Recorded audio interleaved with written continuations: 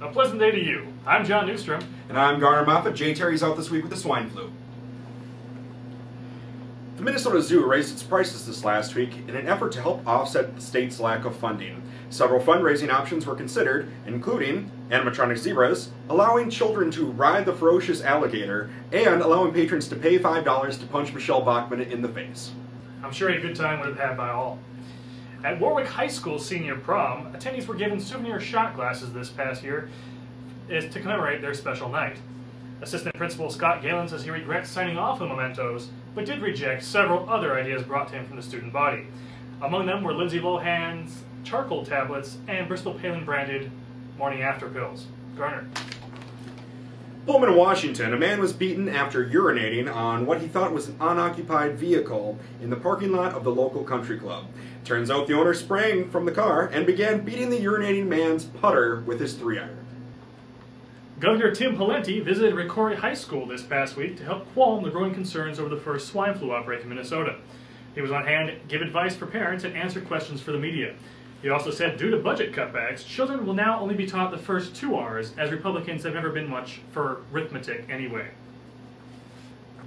When visitors go to the courthouse in St. Lucie, Florida, they must surrender their personal items for inspection. Clinton J. Gordon went to the courthouse Tuesday and surprised the security personnel by allegedly placing his marijuana pipe in the basket.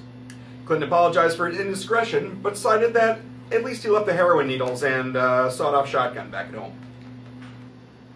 A.J. Hendrickson, the founder of the Defining Love Project, has been asking for people all around the world to define what love is by submission of a blank postcard.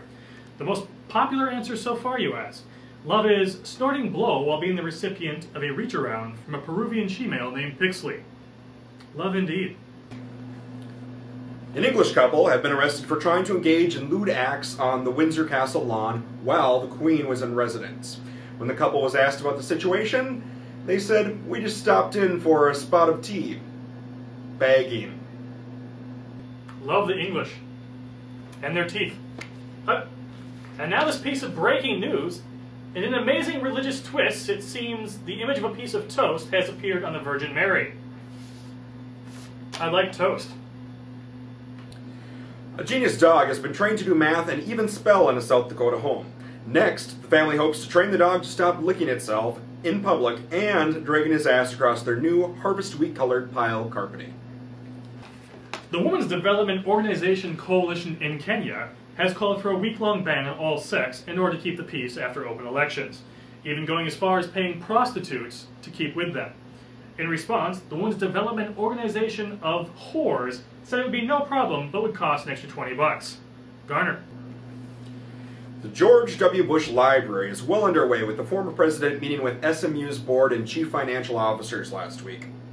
Sources close to W say that he's most excited about the new interactive children's exhibit entitled Welcome to Guantanamo Bay. I'm Garner. And I'm John. And we'll see you in hell.